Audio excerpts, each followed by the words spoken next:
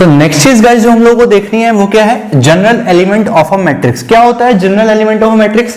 कई बार क्या होता है यार कि पूरी मैट्रिक्स बनाने की बजाय हम लोग एक जनरल एलिमेंट डिफाइन कर देते हैं और उस जनरल एलिमेंट को एक डेफिनेशन दे देते हैं जिसमें हम जैसे जैसे वैल्यूज पुट करते हैं वो हमें मैट्रिक्स के सारे एलिमेंट्स देता रहता है। कुछ नहीं समझ आया तो अभी देखते हैं, समझाता हूं। इस तरह से रिप्रेजेंटेशन होती है एक जनरल मैट्रिक्स की, ठीक है। ये रिप्रेजेंटेशन का आपको ध्यान रखना है गाइस, ये एक जनरल रिप्रेजेंटेशन है एक मैट्रिक्स की। कुछ इस तरह की मैट्रिक्स को कंपाइल करके छोटी तरह से लिखना हो तो ये उस तरह की जनरल रिप्रेजेंटेशन है। क्या लिखा हुआ है, A equals to AIJ square bracket M cross N। तो कुछ नोटेशंस हैं जो आपको ध्यान रखने हैं। क्या रिप्रेजेंटेशन है उसको समझने की कोशिश करिए बच्चों।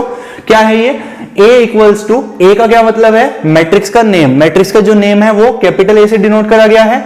ये लिखा हुआ है ना जो AIJ in a square matrix, तो ये बेसिकली क्या है, जो ये AIJ in a square matrix है, ये इस मैट्रिक्स के जितने भी एलिमेंट्स हैं उनको जनरली सिंगल टर्म से रिप्रेजेंट करने के लिए लिखा गया है, ठीक है। जैसे हम लोग लिखते नहीं है सिग्मा R इक्वल्स टू 1 से N एंड R जो भी हो वो लिख देते हैं डेफिनेशन में, तो वो सारे के सारे नंबर्स को सिग्मा में कन्वर्ट करके हम R की टर्म्स में लिखते हैं। सिमिलरली AIJ जो है वो इस मैट्रिक्स के जितने भी एलिमेंट्स हैं उनको एक सिंगल टर्म में रिप्रेजेंट करने का तरीका है, एक जनरल टर्म है, ठीक है। इसलिए इसका नाम है general element of a matrix.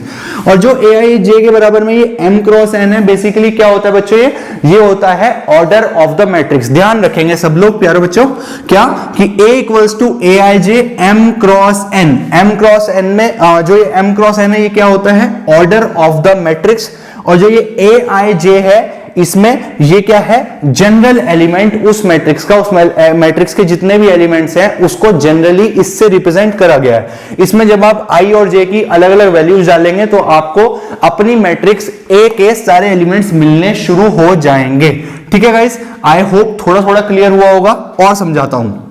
अब यहां पर जो देखने की बात है वो ये है कि ये I क्या होता है और ये J क्या होता है। तो बेसिकली I एंड J क्या होता है, I होता है कंसर्न्ड रो नंबर, यानी कि ये जो इसमें जब आप I फिक्स कर दोगे और J फिक्स कर दोगे तो उस मैट्रिक्स का एक पर्टिकुलर एलिमेंट फिक्स हो जाएगा। मैंने आपको बोला ये जनरल एलिमेंट है, इसमें जब आप I और J को फिक्स कर दोगे तो उस मैट्रिक्स का एक पर्टिकुलर एलिमेंट फिक्स हो जाएगा। तो I क्या डिनोट करता है, वो जिस एलिमेंट की आप बात कर रहे हो वो उसका रो नंबर क्या है, वो कौन सी रो का एलिमेंट है, वो क्या डिनोट करता है, I डिनोट करता है। और J क्या डिनोट करता है, जिस एलिमेंट की आप बात कर रहे हो वो कौन से कॉलम का एलिमेंट है, ठीक है। ध्यान रखेंगे A का क्या मतलब है, A बेसिकली एलिमेंट को डिनोट कर रहा है कि क्या एलिमेंट है। जैसे कि कोई मैं जनरल मैट्रिक्स बनाता हूं 1 2 2 3 इस तरह की मैट्रिक्स है, तो A क्या है, A1 भी हो सकता है, A2 भी हो सकता है, A ये वाला 2 हो सकता है और A ये वाला 3 भी हो सकता है, ठीक है। तो बेसिकली A क्या है, एलिमेंट को डिनोट कर रहा है। I और J पर डिपेंड करेगा कि A की वैल्यू क्या आएगी। I क्या है, I वो रो है जिसमें ये पर्टिकुलर एलिमेंट है। मतलब क्या हुआ इसका मतलब ये हुआ कि जिस पर्टिकुलर एलिमेंट को आप देखना चाहते हो उसमें अगर आपको पता है कि वो कौन सी रो का है वो आप I की प्लेस पर रखोगे, और आपको पता है कि वो कौन से कॉलम का है वो आप J की प्लेस पर रखोगे, तो आपको वो एलिमेंट मिल जाएगा।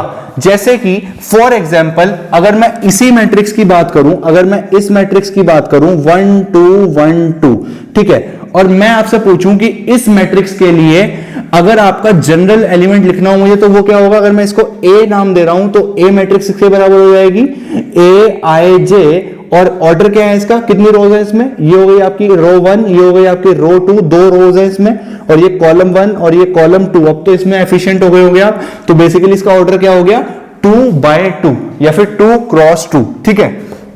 तो 2 by 2 ऑर्डर है इसका, और ये आपका जनरल एलिमेंट है। अब मान लीजिए आपको ये वाले एलिमेंट की स्टडी करनी है या फिर आपको ये वाला एलिमेंट लिखना है, तो ये बेसिकली जनरल एलिमेंट के टर्म्स में कौन सा होगा, I क्या है, जिस एलिमेंट को आप स्टडी करना चाहते हो जो आपका कंसर्न्ड एलिमेंट है उसका रो नंबर, और J क्या है, उसका कॉलम नंबर। तो अगर मैं इस एलिमेंट की बात करूं तो ये कौन सी रो का एलिमेंट है, क्या ये फर्स्ट रो का एलिमेंट है, तो इस 2 के लिए मेरा I क्या हो जाएगा, 1 हो जाएगा। फर्स्ट रो का एलिमेंट है ये, तो इसके लिए मेरा I क्या हो गया, 1 के बराबर हो गया। सिमिलरली अगर मैं कॉलम की बात करूं तो क्या ये सेकंड कॉलम का एलिमेंट है, क्या ये सेकंड कॉलम का एलिमेंट है? तो इसका मतलब मेरा जे क्या हो जाएगा? 2 हो जाएगा। इस तरह से आई और जे को डिफाइन करा जाता है। तो अगर मैं क्लब करके लिखना चाहूं तो इस पर्टिकुलर केस की रेस्पेक्ट में अगर मैं A1 2 की बात करूं, जहां पर आई क्या है? फर्स्ट रो का एलिमेंट और सेकंड कॉलम का एलिमेंट, जो फर्स्ट रो और सेकंड कॉलम के इंटरसेक्शन पर एलिमेंट पड़ेगा, ऑब्वियसली एक ही एलिमेंट पड़ेगा। ऐसा कभी नहीं होगा कि एक रो और एक कॉलम के इंटरसेक्शन पर एक से ज्यादा एलिमेंट पड़े, एक सिंगल एलिमेंट पड़ेगा। वो क्या है? 2 के बराबर है। तो ये मतलब होता है जनरल एलिमेंट का। बेसिकली ए आई जे 2 क्रॉस 2 का क्या मतलब हो गया? आई और जे का मतलब समझे आप? फर्स्ट रो और सेकंड, यानी कि अगर आपने i इक्वल्स टू 1 डाला, j इक्वल्स टू 2 डाला, यानी कि इसका मतलब आप चाहते हो कि जो फर्स्ट रो और सेकंड कॉलम का एलिमेंट हो वो आप निकाल दें। A12 का क्या मतलब हो गया? इस मैट्रिक्स के कॉरस्पॉन्डिंग की फर्स्ट रो जो कि ये है और सेकंड कॉलम के कॉरस्पॉन्डिंग जो ये वाला 2 है वो आपका आंसर हो जाएगा। So this is how general elements are defined. ये तो एक छोटा सा इलस्ट्रेशन था गाइस, ठीक है। मैं आपको क्लियरली भी आगे दिखा देता हूं। तो आशा करता हूं आपको नोटेशन तो समझ आई होगी। ए का क्या मतलब है? उस मैट्रिक्स का नाम। ए आई जे क्या है? उस मैट्रिक्स के सारे एलिमेंट्स को जनरली रिप्रेजेंट करा हुआ है। और m क्रॉस n क्या है? Order of that matrix. अब बात कर लेते हैं 3 क्रॉस 3 जनरल मैट्रिक्स की, ठीक है। इसको अगर मैं x मैट्रिक्स नाम दे दूं, ठीक है, तो x का जनरल एलिमेंट क्या होगा? x इक्वल्स टू ए आई जे। हमेशा ए आई जे ही लिखते हैं गाइस ये, ठीक है। तो आप भी ए आई जे ही लिख लीजिए, नॉट एन इशू। ए आई जे, इसका ऑर्डर क्या है? 3 क्रॉस 3। तो यहां पर क्या आ जाएगा? छोटा सा 3 क्रॉस 3। ये एक रिप्रेजेंटेशन है, इसको ऐसे ही लिखा जाता है। तो देखिए जनरल मैट्रिक्स मैंने पहले से आप लोगों के लिए बनाकर रखी है, आप चेक कर सकते हैं, ठीक है। तो ये क्या है आपकी? ये रो नंबर 1 है, ये आपकी रो नंबर 2 है, और ये क्या है आपकी? रो नंबर 3 है। R1 R2 R3। सिमिलरली ये आपका कॉलम नंबर 1 है गाइस, ये आपका कॉलम नंबर 2 है, और ये कॉलम नंबर 3 है। अब ध्यान से देखो, रो नंबर 1 के जितने भी एलिमेंट्स हैं उनका जो फर्स्ट वाली चीज है वो 1 के बराबर है। क्यों? क्योंकि जब आप ए आई जे लिखते हो तो आई क्या बताता है कि कौन सी रो की बात हो रही है। आई क्या बताता है? कौन सी रो की बात हो रही है। और जे क्या बताता है कि कौन से कॉलम की बात हो रही है। आई क्या बताता है कि कौन से रो की बात हो रही है, जे क्या बताता है कौन से कॉलम की बात हो रही है। इसलिए फर्स्ट रो के सभी एलिमेंट्स में जो आपका आई की वैल्यू है वो 1 के बराबर है, आप क्लियरली देख सकते हैं। सिमिलरली सेकेंड रो के किसी भी एलिमेंट में जो आई की वैल्यू है वो 2 के बराबर है, बिकॉज सेकेंड रो के एलिमेंट्स हैं। और थर्ड रो के हर एलिमेंट में जो आई की वैल्यू है वो 3 के बराबर है, ठीक है। तो इस तरह से जनरल एलिमेंट को आप रिलेट कर सकते हैं मैट्रिक्स के एलिमेंट से कैसे दिखाता है। सिमिलरली अगर मैं बात करूं कॉलम वाइज, तो फर्स्ट कॉलम के जितने भी एलिमेंट्स हैं उनमें जे की वैल्यू क्या है? 1 1 1, बिकॉज फर्स्ट कॉलम। और जे क्या बताता है कि कौन से कॉलम की बात चल रही है। आई बताता है कौन से रो की बात चल रही है, जे बताता है कौन से कॉलम की बात चल रही है। सेकंड कॉलम के जितने भी एलिमेंट्स हैं उसमें जे की वैल्यू क्या है? बाद वाले की 2 2 2। सिमिलरली थर्ड कॉलम के जितने भी एलिमेंट्स हैं उसमें क्या है? जे की वैल्यू 3 3 3। तो बेसिकली फर्स्ट रो और थर्ड कॉलम से कोइंसाइड करने वाला एलिमेंट A13। ये क्या है? फर्स्ट रो और सेकंड कॉलम से कोइंसाइड करने वाला एलिमेंट। ये क्या है? थर्ड रो और फर्स्ट कॉलम से कोइंसाइड करने वाला एलिमेंट, ठीक है। तो इस तरह से अगर आपको ये छोटी सी चीज दी गई हो और आपको पूरी की पूरी मैट्रिक्स बनानी हो तो आप बना सकते हो, बहुत आसान है। आशा करता हूं आपको जनरल मैट्रिक्स का, जनरल एलिमेंट का कॉन्सेप्ट क्लियर हुआ है। तो चलिए अब आगे देखते हैं, कुछ बातें और क्लियर हो जाएगा, ठीक है। Let's move forward. Okay guys, let's look at the given question. क्या क्वेश्चन है? इफ A equals to this matrix, then इसके 3 पार्ट्स है। बेसिकली एनसीईआरटी एग्जाम्पलर का ये क्वेश्चन है, अच्छा क्वेश्चन है, कॉन्सेप्चुअल क्वेश्चन है। क्या 3 पार्ट्स है? पहला बताना है ऑर्डर क्या है इस मैट्रिक्स का। तो ऑर्डर तो बहुत ही आसान है, इसमें फटाफट से देखकर बताओ कितनी रोज हैं। 1 2 3, 3 रोज है इसमें, और कॉलम्स कितने हैं? 1 2 3, 3 कॉलम्स है। तो बेसिकली इसका ऑर्डर क्या हो जाएगा? रोज इनटू कॉलम्स। तो ये हो गया 3 क्रॉस 3, वेरी सिंपल, आंसर आ जाएगा। दूसरा है नंबर ऑफ एलिमेंट्स बताने हैं। नंबर ऑफ एलिमेंट्स निकालने के 2 तरीके। पहली बात तो गिन लो, साफ दिख रहे हैं, 9 एलिमेंट्स है, तो वो तो सबको पता ही है और वो तो आप कर ही सकते हो। दूसरा तरीका क्या है? दूसरा तरीका था m क्रॉस n, जो आपका इसका ऑर्डर हो गया वो बेसिकली m इंटू n के बराबर होते हैं नंबर ऑफ एलिमेंट्स। यानी कि जितनी रोज हैं उसको अगर आप जितने कॉलम्स उससे मल्टीप्लाई करोगे तो आपको नंबर ऑफ एलिमेंट्स मिल जाएंगे। तो 3 इंटू 3 9 इज माई आंसर। जो थर्ड पार्ट है वो भी जस्ट प्रीवियस टॉपिक से रिलेटेड है। क्या निकालना है? A23, A31 and A13। A23 क्या मतलब हो गया इसका? 2 का मतलब सेकेंड रो और 3 का मतलब थर्ड कॉलम। यही तो सिखाया था मैंने कि कौन सी रो और कौन सा कॉलम, जनरल एलिमेंट यही तो रिप्रेजेंट करता है। अगर A23 पूछ रहा है तो सेकंड रो यानी कि इस रो का सेकंड रो और थर्ड कॉलम, इस कॉलम का कॉमन एलिमेंट कौन सा है, दोनों को इंटरसेक्ट करके आए, यही वाला है ना। ये सेकंड रो में पड़ रहा है और थर्ड कॉलम में पड़ रहा है, तो A23 किसके बराबर हो जाएगा guys? X square minus Y K. This is my answer. और इस तरह से ये जनरल एलिमेंट्स डिफाइन होते हैं। A23 समझ आ गया। A31 निकालो। अब मैं ये रब कर रहा हूं, ठीक है। A31 देखो, A31 यानी कि third row and first column. Third row कौन सी है? ये वाली। फर्स्ट कॉलम कौन सा है? ये वाला। कॉरस्पॉन्डिंग कॉमन एलिमेंट कौन सा बनेगा? मैं बनाकर भी दिखा देता हूं। थर्ड रो और फर्स्ट कॉलम दोनों को काट कर जो आ रहा है वो है ये 0। तो A31 की वैल्यू क्या होगी? 0। सिमिलरली A13 निकालना है। A13 का क्या मतलब हो गया? First row and third column. First row कौन सी है? ये वाली। और थर्ड कॉलम कौन सा है? ये वाला। तो इन दोनों को आपस में इंटरसेक्ट करता हुआ कौन सा एलिमेंट? X। तो A13 की वैल्यू क्या हो जाएगी?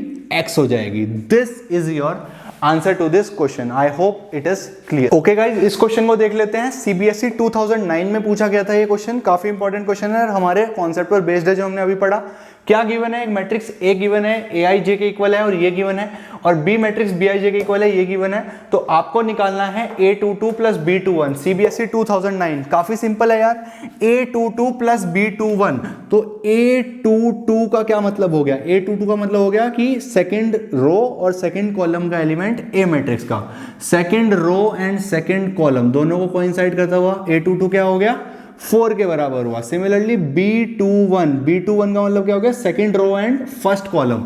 सेकेंड रो मतलब ये R1 है तो ये R2, second row and first column. First column कौन सा हुआ? C1। दोनों को इंटरसेक्ट करता हुआ इधर से ये और इधर से ये कौन सा हुआ? -3 हुआ। ये हो गया। तो हमारा डिजायर्ड क्या चीज थी? A22 plus B21। तो ये क्या था? 4 - 3 = 1 answer. As simple as that. CBSE 2009 में पूछा गया। आप देख सकते हो कि जब आपको चीजें आती हो तो कितना आसान हो जाता है सब कुछ। तो इसी तरह से ही सारे CBSE क्वेश्चंस हम लोग खत्म करते चलेंगे। आशा करता हूं आपको इस टॉपिक पर बेस्ड जितने मैंने सवाल कराए हैं CBSE के वो सब क्लियर हो गए हैं। Let's move forward. Okay guys, तो इस क्वेश्चन को देख लेते हैं। CBSE 2015 में पूछा गया था ये क्वेश्चन। जल्दी से देखते हैं। काफी आसान है, आप लोग फटाफट कर दोगे जिन लोगों ने शुरू से मेरे साथ वीडियो देखी है पूरी की पूरी। Write the element A23 of 3x3 matrix where AIJ is given as. यहां पर आपको मैट्रिक्स नहीं दी लेकिन मैट्रिक्स के एलिमेंट्स को जोड़ने वाला जो रिलेशन है वो दे दिया। तो हमें फर्क नहीं पड़ता, अगर मैट्रिक्स दी होती तो अच्छी बात थी, लेकिन अगर हमें रिलेशन मिल गया है AIJ किसके बराबर है? mod of I - j/2। आपसे क्या पूछा है? A23 यानी कि इसके कॉरेस्पॉन्डिंग I क्या है? 2 और J क्या है? 3। तो इस जनरल रिलेशन में अगर मैं I = 2 एंड J = 3 डालता हूं तो क्या A23 आ जाएगा? तो जो मेरा A23 की वैल्यू होगी वो होगी mod of 2 - 3/2। तो ये हो जाएगा mod of -1/2। मॉड्यूलस नेगेटिव को पॉजिटिव कर देता है तो ये हो जाएगा 1/2 and this will be my answer. A23 का आंसर क्या आ गया? 1/2। चलो ये क्वेश्चन तो यहीं तक था और खत्म हो गया। लेकिन इस तरह की टाइप की जनरल रिलेशन पे यार सैकड़ों क्वेश्चन पड़े हैं जो हर साल CBSE में पूछे जाते हैं। मैं थोड़ी जनरलाइज्ड बात करूंगा आपसे, ध्यान से समझना। ये जो बात अगर आपको समझ आ गई तो बहुत सारे 50 क्वेश्चन और हैं इस तरह के जनरल देकर कुछ कुछ पूछता है, आप सब निकाल ले जाओगे। तो ध्यान से 2 मिनट के लिए मेरी बात सुनो यार। यहां पर तो इसने एक एलिमेंट पूछा था, ठीक है। मान लीजिए वो कह देता कि आपको ये गिवन है रिलेशन और आप मेरी एक 2x2 की मैट्रिक्स बना कर दो, ठीक है। यहां पर वो एलिमेंट ना देकर वो बोलता कि कंस्ट्रक्ट करो एक मैट्रिक्स। यहां पर 3x3 है, 2x2 की कंस्ट्रक्ट करो। AIJ mod of I - j/2 है। तो जब आपको ये पता लग गया, ठीक है। अब अगर 2x2 की मैट्रिक्स की बात करूं, इसको मैं रब कर देता हूं। आई होप ये तो आपको क्लियर हो ही गया है, कुछ था नहीं इसमें तो, ठीक है। अब बात करते हैं, ठीक है। अगर वो मैं थोड़ा सा क्वेश्चन मोल्ड कर रहा हूं, ठीक है। वो क्या करता हूं मैं क्वेश्चन कि वो बोल दे अगर कि कंस्ट्रक्ट करो, ठीक है। चल नहीं रहा है मार्कर भी जवाब दे गया। कंस्ट्रक्ट करो 2x2 मैट्रिक्स, ठीक है, 2x2 मैट्रिक्स कंस्ट्रक्ट करो जहां पर aij ये है, ठीक है। तो 2x2 मैट्रिक्स का क्या मतलब हो गया, यानी कि उसमें 4 एलिमेंट्स होंगे, ठीक है। अगर मैं जनरल 2x2 मैट्रिक्स बनाता हूं, जनरल 2x2 मैट्रिक्स बनाता हूं तो वो कैसी दिखेगी, अगर मैं उसको A नाम देता हूं तो उसमें कुछ इस तरह से 4 एलिमेंट्स होंगे, सही बात है। 2x2 में तो 2 रोज और 2 कॉलम्स, सही बात है। इस तरह से कुछ उसके एलिमेंट्स होंगे A। अब अगर मैं इनके I और J को नाम देना चाहूं तो क्या मैं दे सकता हूं, ये कौन सी रो है, ये है रो नंबर 1, ये है रो नंबर 2, ये है कॉलम नंबर 1 एंड ये है कॉलम नंबर 2। तो इस एलिमेंट के कॉरस्पॉन्डिंग जो मेरी रो है वो क्या है, फर्स्ट रो है और कॉलम है फर्स्ट, तो ये क्या, ये A11 हो जाएगा, सही बात है, यही तो सीखा हमने। इस एलिमेंट के कॉरस्पॉन्डिंग रो तो फर्स्ट है, कॉलम सेकंड है, तो ये A12 हो जाएगा। इस एलिमेंट के कॉरस्पॉन्डिंग रो सेकंड है, कॉलम फर्स्ट है, तो ये A21 हो जाएगा। और सिमिलरली ये क्या हो जाएगा गाइस, A22 हो जाएगा, ठीक है। तो समझने की बात यही थी, अगर आप इस जनरल मैट्रिक्स को लिख पा रहे हो, ठीक है, तो आपको उसने बोला कंस्ट्रक्ट करो 2x2 मैट्रिक्स, तो मैट्रिक्स को कंस्ट्रक्ट करने के लिए क्या आपको ये 4 एलिमेंट्स चाहिए, आपको क्या क्या चाहिए, एक तो A11 चाहिए, एक A12 चाहिए, एक A21 चाहिए और एक A22 चाहिए, ठीक है। तो A11, A12, A21 और A22 की वैल्यू चाहिए। अब वैल्यू कहां से आए भाई, वैल्यू निकालने के लिए क्या उसने आपको रिलेशन दे दिया, ध्यान से देखो, अगर उसने आपको ये रिलेशन दे दिया तो I और J की वैल्यूज आप डाल कर जब आप A11 निकाल रहे हैं तो इसके कॉरस्पॉन्डिंग I = 1 और J = 1 अगर आप इस रिलेशन में डालेंगे तो आपका आंसर आ जाएगा 1 - 1/2, 0 के बराबर आ जाएगा। सिमिलरली A12 में I को 1 डालो और J को क्या डालो, 2 डालो, तो 1 - 2/2 के हाफ के इक्वल आ जाएगा, सही बात है। A21 में I को डालो 2 और J को डालो 1, ठीक है, तो I = 2 - 1/2 के हाफ के इक्वल आ जाएगा। सिमिलरली A22 में I को 2 डालो और J को भी 2 डालो, तो 2 - 2/2 क्या ये 0 के बराबर हो जाएगा। क्या आपको चारों एलिमेंट्स पता लग गए इस जनरल रिलेशन की हेल्प से? अगर आपको चारों एलिमेंट्स पता लग गए तो जो आपकी रिक्वायर्ड मैट्रिक्स है क्या वो इक्वल हो जाएगी, A11 क्या है 0 के बराबर, A12 क्या है 1/2 के बराबर, A21 क्या है 1/2 के बराबर और A22 क्या है 0 के बराबर। क्या 2x2 मैट्रिक्स आप बना पाओगे इस तरह से, अगर आपको इस तरह का फंक्शनल रिलेशन दे दिया जाए? रिलेशन पता है तो जनरल मैट्रिक्स तू लिख लेगा, मेरे को पता है number of rose, number of columns, तेरे को ऑर्डर देखकर पता लग जाएगा। अगर यहां पर 2x2 की जगह 2x3 होता, चल सपोज करते हैं, चल देखता जा, 2x2 के बाद 2x3 होता मान ले, ठीक है, तो क्या फर्क आता, तो यहां पर भी 2x2 की जगह 2x3 हो जाता, सही बात है। तो इस बार क्या हो जाता, इसको रब कर देता हूं, देखता चलिए, ये भी सीबीएसई में पूछा गया है क्वेश्चन जो मैं आपसे पूछ रहा हूं, ठीक है। अब वो aij किसी भी तरह से दे सकता था, वो यहां पर aij को I/J देता, aij को I+J दे देता, हमें क्या फर्क पड़ता है, जो वो देगा हम तो वही वैल्यूज डालकर ऑपरेट करके आंसर निकाल लेंगे, ठीक है। तो बस फर्क क्या होता, अगर 2x3 होता 2x2 की जगह तो 2x3 जनरल मैट्रिक्स होती, ठीक है। 2x2 के केस में क्या मतलब हो गया, नंबर ऑफ रोज कितनी हो गई, 2 हो गई, लेकिन यहां पर नंबर ऑफ कॉलम्स जो हैं वो 3 हो जाएंगे, यही तो पढ़ाया था ऑर्डर के केस में, रोज तो 2 ही रहेंगी लेकिन कॉलम एक बढ़ जाएगा, सही बात है, सही बात है। तो क्या होगा, इस तरह से कुछ देखने को मिलेगा, ठीक है, 2 रोज और 3 कॉलम। फिलहाल मैं जनरल एलिमेंट्स लिख रहा हूं, क्या A कुछ इस तरह से होगा, ठीक है। क्या ये रो नंबर 1 हो गई, क्या ये रो नंबर 2 हो गई, 2 तो रोज, 3 कॉलम, देखना गिनना, क्या ये कॉलम 1, क्या ये कॉलम 2, क्या ये कॉलम 3, कॉलम 1, कॉलम 2, कॉलम 3, रो 1, रो 2, सही बात है। अब इनको I/J की वैल्यू देते हैं, ये क्या फर्स्ट रो को बिलोंग करता है और फर्स्ट कॉलम को, A11 ये क्या है फर्स्ट रो को, सेकंड कॉलम को, first row third column, second row first column, second row second column, सही बात है, और सेकंड रो थर्ड कॉलम। क्या ये 6 एलिमेंट्स निकालना तुम्हारा टारगेट हो जाएगा अगर 2x3 दे दिया होता 2x2 की जगह? क्या ये 6 एलिमेंट्स निकालना बहुत मुश्किल बात है? A11 यहां पर डालोगे जब I और J की जगह 1 तो 1 - 1/2 क्या हो जाएगा, ये 0 के बराबर हो जाएगा। A12 1 माइनस 2/2, क्या ये हाफ के बराबर हो जाएगा? A13 1 माइनस 3/2 हो जाएगा 1 के बराबर। सही बात है, इसमें पुट करते जाओ। A21 2 माइनस 1/2 हाफ के बराबर हो जाएगा। A22 क्या 0 के बराबर हो जाएगा? और A23 किसके बराबर होगा? जल्दी से बताओ। A23 2 माइनस 3/2 हाफ के बराबर हो जाएगा। तो क्या मैं कह सकता हूं, अगर मैं से 2 क्रॉस 3 मैट्रिक्स बनाने को बोलता तो जो ये वाली मैट्रिक्स आई है मेरी, ये मेरा आंसर हो जाता। समझ आया क्या झोला है? कुछ भी नहीं है यार, बहुत आसान है। अगर आपको फंक्शनल रिलेशन दे दिया इस तरह का, तो जितने भी ऑर्डर की मैट्रिक्स बोले पहले उसके कॉरस्पॉन्डिंग जनरल बना लो रोज और कॉलम्स दिखाकर, और उसके बाद उसमें जितने भी A12 A21 जो कुछ भी हैं वो इसकी हेल्प से कैलकुलेट करो, फाइनली उसमें पुट कर दो और मैट्रिक्स तैयार। सीबीएसई में 50 बार पूछा गया है ये क्वेश्चन। अभी आपको सारे के सारे सीबीएसई के वो क्वेश्चंस मैं लिखकर दिखाऊंगा और मैंने आपकी सारी दुविधा एक साथ सॉल्व कर दी।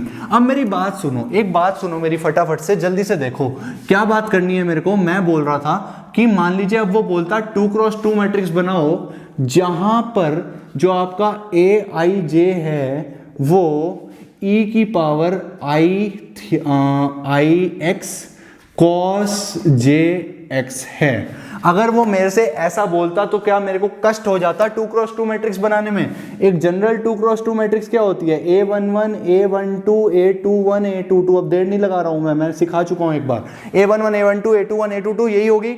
अब बताओ मुझे, क्या ये सब निकालने इसकी शक्ल देखकर मुश्किल हो गए क्या? वैसे आपको बता दूं कि ये NCERT एग्जाम्पलर का क्वेश्चन है। एग्जाम्पलर में कुछ भी नहीं करा, लोगों ने हवा उड़ा रखी है, एग्जाम्पलर हार्ड है हार्ड है हार्ड है। अरे भाई, जिसका कॉन्सेप्ट पक्का है उसके लिए कोई किताब हार्ड नहीं है। एग्जाम्पलर ने क्या करा, पिछले वाला NCERT का फंक्शन था तो एग्जाम्पलर ने बेसिकली क्या करा, इस फंक्शन को थोड़ा सा कॉम्प्लिकेटेड कर दिया, ई घुसा दिया, कॉस घुसा दिया। अरे मुझे क्या घंटा फर्क पड़ता है, A11 निकालना है मुझको। A11 मैं तो भैया इसमें i की जगह 1 डालूंगा तो e की पावर x, और cos की जगह 1 डालूंगा cos x। A11 आ गया e की power x cos x। A12 निकालना है तो e की power x cos 2x। Similarly A21 निकालना हो तो e की power 2x cos x। A22 निकालना हो तो क्या होगा, e की पावर 2x cos 2x। ठीक है, तो इसका मतलब जो मेरी रिक्वायर्ड मैट्रिक्स हो जाएगी वो क्या हो जाएगी, इन एलिमेंट्स की अगर मैं वैल्यू पुट कर देता हूं, क्या है, e की power x cos x, e की power x cos 2x, e की पावर 2x cos x और e की power 2x cos 2x। This will be my answer. Tough था क्या ये? मुश्किल हो गया क्या? कुछ भी नहीं है यार, सेम बात है, बस तोड़ मोड़ कर वही कॉन्सेप्ट को बार बार लपेट रहे हैं। चलो मजा आ गया, ये देख लिया, पिछले वाला देख लिया। ठीक है, अब वो आपसे कुछ भी पूछ सकता था। उसने सबसे पहले मैंने आपको सारी टाइप्स देखो दिखाई। सबसे पहले मैंने आपको क्या दिखाया कि A11 A22 निकाल लो जनरल रिलेशन देकर। ठीक है, उसके बाद मैंने आपसे 2 क्रॉस 2 की मैट्रिक्स बनवाई। उसके बाद मैंने कहा चलो 2 क्रॉस 2 की जगह 2 क्रॉस 3। अब वो 3 क्रॉस 3 भी पूछ सकता था, वो 4 क्रॉस 5 पूछ सकता है, वो 1 क्रॉस 1 पूछ सकता है। तुम्हें क्या फर्क पड़ता है? तुम्हें तो एक जनरल रिलेशन दे रखा है, तुम उस रिलेशन में जो जो IJ की वैल्यूज पुट कर करके आपको वैल्यूज की रिक्वायरमेंट है वो वैल्यूज निकालो और मैट्रिक्स तैयार। 2 क्रॉस 3 पूछे तो 2 रोज और 3 कॉलम्स होने चाहिए। ठीक है, 3 क्रॉस 2 पूछे तो 3 रोज और 2 कॉलम्स वाली जनरल मैट्रिक्स बनाओ। जो भी चाहिए आपको A12 A21 जो कुछ भी चाहिए वो उस फंक्शनल रूल से निकालो और मैट्रिक्स तैयार। मैंने आपको वो दिखा दिया। उसके बाद मैंने आपको ये वाला फंक्शन कॉम्प्लिकेट करके दिखा दिया, e की पावर cos घुसा दिया। कोई फर्क पड़ गया क्या? चलो कोई फर्क नहीं पड़ा। अगली बात देखो, मान लो आपसे बोलता 2 क्रॉस 2 की मैट्रिक्स बनाकर दे मेरे को, जहां पर अगली चीज देखो, इससे पीछे का जितना मैंने आपको दिखाया ये सब एक एक बार 2 बार सीबीएसई में पूछा जा चुका है। ठीक है, 2 क्रॉस 2 मैट्रिक्स बनाकर दिखा मेरे को जहां पर AIJ 1 के इक्वल है अगर I not equals to J है, और 0 के इक्वल है अगर I इक्वल्स टू J है। ठीक है, ये क्वेश्चन नई तरह का अभी तक नहीं पूछा गया है सीबीएसई में, क्या पता इस साल पूछ ले। ये भी देख ले तू, क्या दिक्कत है? 2 क्रॉस 2 की मैट्रिक्स है, AIJ इस तरह से डिफाइंड है। ये बोल रहा है जब I J के बराबर नहीं होगा तब तो ए आई जे की वैल्यू 1 के बराबर होगी, और जब आई जे के बराबर होगा तो ए आई जे की वैल्यू 0 के बराबर होगी। तो 2 क्रॉस 2 की अगर मैं जनरल मैट्रिक्स की बात करूं तो A11, चल 2 क्रॉस 2 बहुत हो गया, तो 1 क्रॉस 2 बनाकर दिखा, छोड़ सारी बात को। चल देखते हैं 1 क्रॉस 2, क्योंकि वो तो बहुत जनरल हो गया, कुछ भी पूछ सकता है ना वो, तो मैंने एक अलग ले लिया। 1 क्रॉस 2 का मतलब कि एक तो रो होनी चाहिए और 2 कॉलम्स होने चाहिए, सही बात है। एक रो का मतलब एक तो रो हो गई, सही बात है, बस एक ही रो है R1, और 2 कॉलम्स होने चाहिए C1 C2, ये A और ये A, 2 एलिमेंट्स। चल आई जे मेंशन करते हैं, रो तो एक ही है तो आई की वैल्यू तो बस 1 ही हो सकती है, ये हो जाएगा A11 और ये हो जाएगा A12। चल अब A11 की वैल्यू निकालनी है। A11 के केस में क्या I इक्वल्स टू J है, I भी 1 है और J भी 1 है। I इक्वल्स टू J होगा तो वैल्यू क्या आएगी, 0 के बराबर आएगी। A12 जब I1 है J2 है, यानी कि I J के बराबर नहीं है, तब वैल्यू क्या आएगी, 1 के बराबर आएगी। तो A12 1 के बराबर, ठीक है। तो रिक्वायर्ड मैट्रिक्स क्या हो गई, A11 की वैल्यू रख 0, A12 की वैल्यू रख 1, क्या ऑर्डर हो गया 1 cross 2, this will be your answer. आशा करता हूं गाइस ये क्वेश्चन भी आपको क्लियर हुआ। तो मैंने सारी की सारी टाइप्स करवा दी आपको कंपाइल करके। अब वो कुछ भी पूछे कोई फर्क नहीं पड़ता, आपको बस सॉल्व करना है, ठीक है। रिलेशन आपको गिवन होगा, जितने ऑर्डर की बोलेगा जनरल बनाकर देख लियो तेरे को क्या क्या जरूरत पड़ रही है, A12 A21 जो कुछ भी चाहिए वो बना लेना, ठीक है। उसमें पुट करके वैल्यूज निकाल लेना। अब इस तरह से फंक्शन डिफाइन कर दे। अच्छा अब मैं AIJ के टाइप्स दिखाता हूं, चल ठीक है। आगे बढ़ते हैं, कुछ क्वेश्चंस दिखाता हूं, let's move forward. In questions की तरफ यार एक बार देखो, सीबीएसई ने कितना ज्यादा बेवकूफ बनाया है बच्चों का, अब आप देख सकते हो। सीबीएसई 2002 में क्या पूछा गया, कंस्ट्रक्ट करो 2/3 की मैट्रिक्स, 2/3 की मैट्रिक्स कंस्ट्रक्ट करो जहां पर AIJ क्या है, I माइनस 2J का होल स्क्वायर अपॉन 2। 2 क्रॉस 3 की जनरल मैट्रिक्स बना लेगा। 2 क्रॉस 3 की जनरल मैट्रिक्स बन गई तो AIJ में I और J की रिक्वायर्ड वैल्यूज पुट करके सारी की सारी वैल्यूज निकल जाएंगी। सारी वैल्यूज पुट कर दो, मैट्रिक्स तैयार। सीबीएसई 2002 का क्वेश्चन हल हो गया। चलो उसके बाद नेक्स्ट देखो, सीबीएसई 2008 कंस्ट्रक्ट कर दो 2 क्रॉस 2 की मैट्रिक्स जहां पर AIJ है I अपॉन J, ठीक है। उसी साल पूछा गया था AIJ I प्लस 2J भी दूसरे सेट में। क्या दिक्कत है, 2 क्रॉस 2 में 4 एलिमेंट्स आएंगे, A11 A12 A21 और A22। A11 के कॉरस्पॉन्डिंग ये वाला फंक्शनल रूल लगाएगा तो 1/1 1/2 2/1 और 2/2, चारों वैल्यूज आ गई, मैट्रिक्स तैयार। इसमें डालोगे तो A11 के लिए 1 + 2 हो जाएगा और A12 के लिए 1 + 4 हो जाएगा, क्योंकि J2 हो जाएगा ना, 2 × 2 4 + 1। इस तरह से वैल्यूज डालकर इस केस के लिए भी 2/2 मैट्रिक्स तैयार। ले सीबीएसई 2008 हल हुआ। नेक्स्ट देखो, कंस्ट्रक्ट करो 3/3 मैट्रिक्स जहां पर AIJ ये गिवन है। इस बार मॉड्यूलस लगाकर 1/3 कर दिया। अरे तुझको क्या फर्क पड़ता है, 3/3 में कौन कौन से एलिमेंट्स होंगे, 9 एलिमेंट्स होंगे, A13 A23 33। उसके बाद हो जाएगा, चल ऐसे बताता हूं, A11 A12 A13, फिर A21 A22 A23 और फिर A31 A32 और A33, ये 9 एलिमेंट्स होंगे। अब जितने भी ये 9 एलिमेंट्स हैं उसमें I और J की वैल्यूज डालो, इस फंक्शनल रूल से अपने सारी वैल्यूज निकाल दो और 3 क्रॉस 3 की मैट्रिक्स तैयार। इसका सेकंड पार्ट था A23 की वैल्यू भी बताओ। अरे जब मैट्रिक्स मिल गई तो A23 क्या है, सेकंड रो और थर्ड कॉलम का एलिमेंट लिखना, लिखनी दोगे क्या, बहुत आसान यार। CBSE 2013 sorted. उसके बाद नेक्स्ट 2 क्रॉस 2 की मैट्रिक्स है, AIJ है I माइनस 2J का whole square upon 2। NCERT exemplar का क्वेश्चन है। अरे क्या इसमें हार्ड है मुझे बताओ, 2002 में भी पूछा गया था, क्या इसमें हार्ड है, कुछ भी नहीं।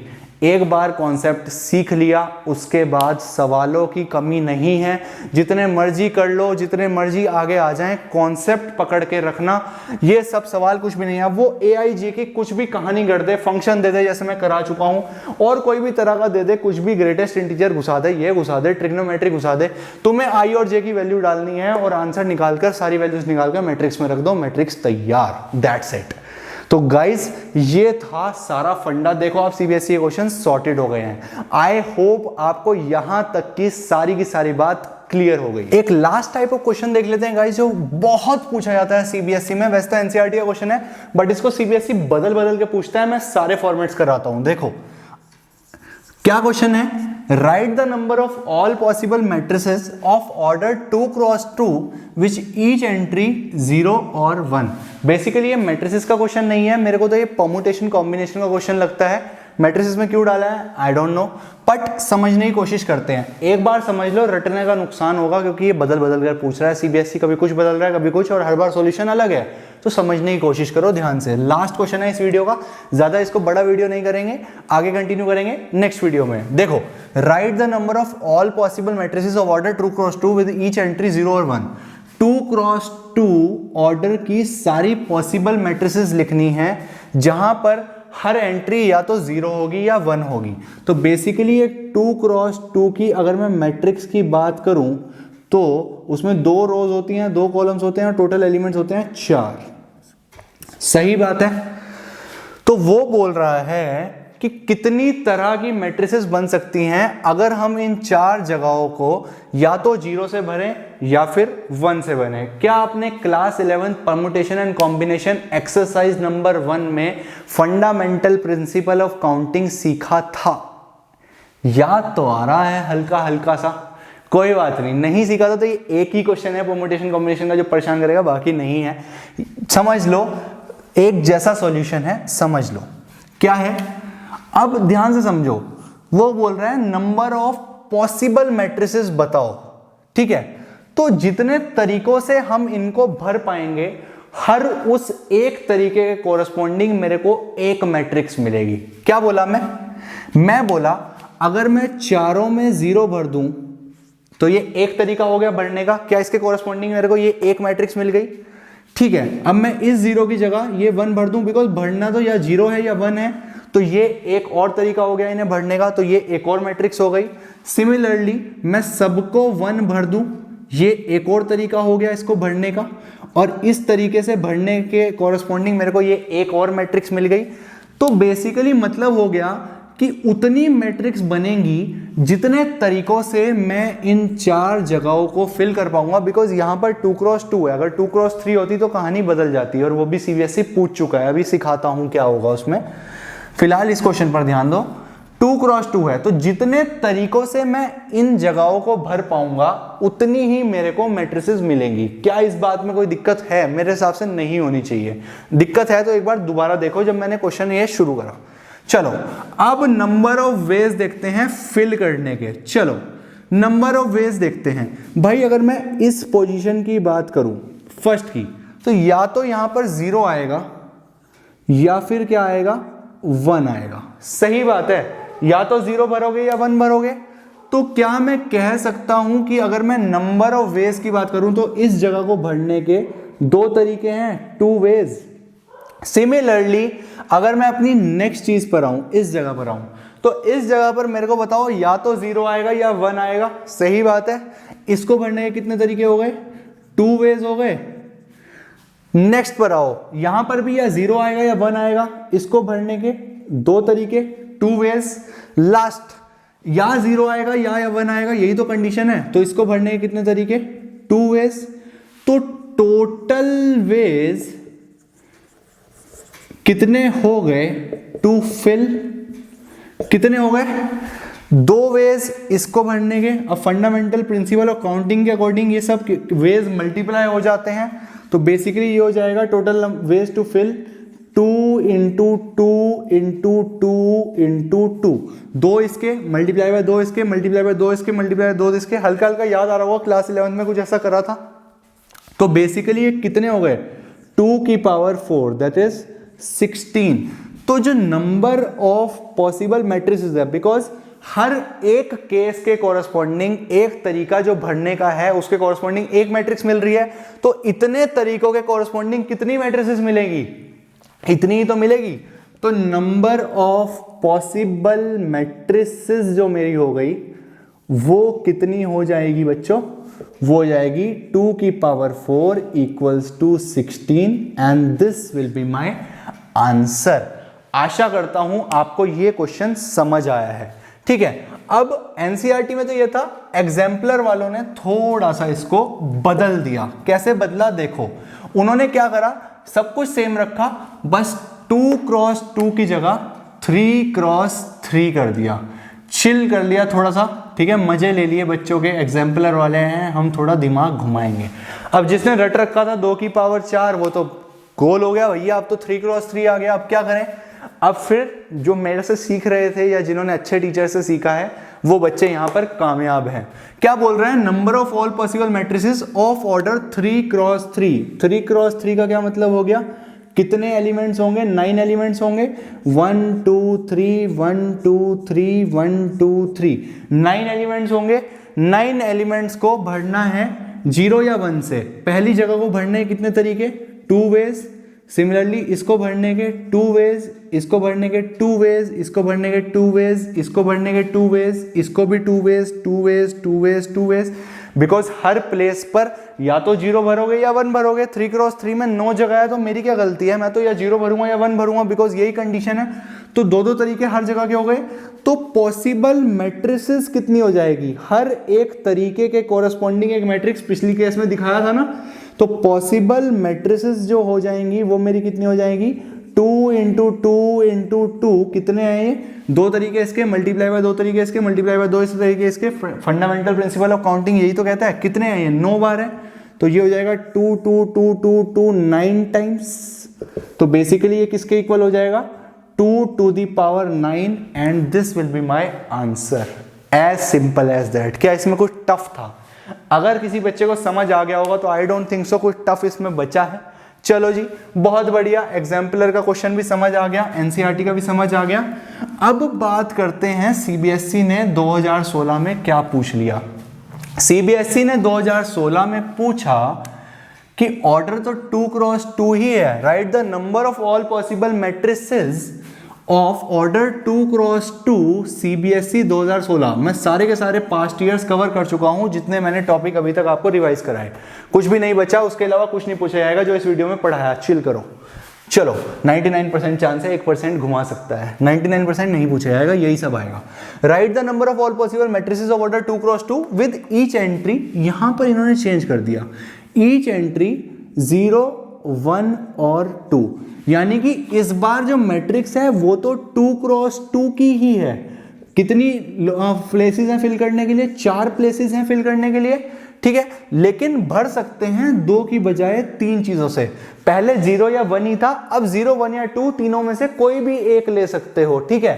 तो मान लीजिए मैंने लिया यहां सब में 0 ले लिया, ठीक है। तो ये एक तरीका हो गया फिल करने का। इसके कॉरस्पॉन्डिंग ये अपने आप में एक मैट्रिक्स है। मान लीजिए मैंने यहां पर सिर्फ 1 ले लिया, तो ये दूसरा तरीका हो गया फिल करने का। तो ये भी अपने आप में एक अलग मैट्रिक्स है। मान लीजिए यहां पर मैंने 2 ले लिया, तो ये एक और तरीका हो गया, ये अपने आप में एक और मैट्रिक्स है। ऐसे ही जितने तरीके होंगे इन 4 जगहों को फिल करने के, उतनी ही पॉसिबल होंगी मैट्रिसेस। अब समझने की कोशिश करो कि कितने तरीके होंगे, वो कैसे निकलेगा। परम्यूटेशन कॉम्बिनेशन है बेसिकली और कुछ भी नहीं है। 2x2 है, सिमिलर प्रोसीजर। पहली जगह को भरने के कितने तरीके? सोचो, पहली जगह को भरने के कितने तरीके? या 0 भर सकते हो, या 1 या 2। कितने वेज हो गए? क्या 3 वेज हो गए पहली जगह को भरने के। दूसरी में भी क्या भर सकते हो? 0 1 या 2। कितने तरीके? 3 वेज हो गए। तीसरा देखो कितनी तरह से भर सकते हो? 0 1 या 2। कितने तरीके हो गए? 3 वेज हो गए। चौथा देखो 0 1 या 2 कितने तरीके से भर सकते हो? 3 तरीके हो गए, 3 वेज। तो अगर मैं टोटल वेज की बात करूं, टोटल वेज, या फिर बात करूं टोटल पॉसिबल मैट्रिक्स, शॉर्ट में लिख दिया PM, तो क्या हो जाएगा? 3 इंटू 3 इंटू 3 इंटू 3 क्या हो जाएगा? 3 की power 4 which will be equals to 81। This will be my answer. जितने स्मार्ट बच्चे थे वो ये 2016 का क्वेश्चन फोड़ कर आए थे, और जो बच्चे रट कर गए थे इसको वो उड़ गए थे। अब वो आपसे क्या पूछ ले 2021 में मैं नहीं जानता, लेकिन जो मेरा पर्पस था वो मैं आपको हल करा चुका हूं। अगर वो यहाँ 2x3 दे देता तो उतनी ही प्लेसेस खाली हो जाती। जितने तरीकों से फिल कर सकते हो उतने तरीकों से फिल करो, मल्टीप्लाई करो, आंसर निकालो।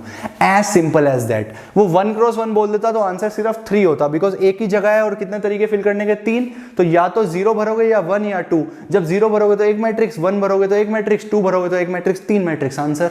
तो इस तरह से इस क्वेश्चन को टैकल करना था। सो गाइज इस वीडियो को यहीं पर रखते हैं, आगे बढ़ेंगे हम रिवीजन में अपनी नेक्स्ट वीडियो में। आशा करता हूं इस वीडियो में आपको मजा आ गया होगा और सब चीजें बहुत अच्छे से क्लियर हुई होगी, ठीक है। मिलते हैं नेक्स्ट वीडियो में, तब तक अपना प्यार बनाए रखें इस चैनल के साथ। और गाइज एक रिक्वेस्ट है यार, इतनी मेहनत की है आप लोगों के लिए, प्लीज इस वीडियो को शेयर जरूर करना, अपने हर फ्रेंड तक पहुंचाना है तुमने, ठीक है। इंस्टाग्राम पर स्टोरी डालोगे तो मुझको टैग जरूर करना, मेरे को पता लगना चाहिए कि हाँ यार मेरी जो आर्मी है वो शेयर कर रही है, ठीक है। और हर जगह फैला डालो। चलो देन मिलेंगे बहुत जल्द इसी एंथुसियाज्म के साथ, इन्हीं शक्ति के साथ, और करेंगे बातें, आगे बढ़ेंगे, सब कुछ रिवाइज कर डालेंगे और बोर्ड्स को तो फोड़ना ही है। चलिए then, good bye guys, good bye, take care and see. अपना ध्यान रखें, सेहत का भी ध्यान रखें और अच्छे से पढ़ें। Okay then, bye bye.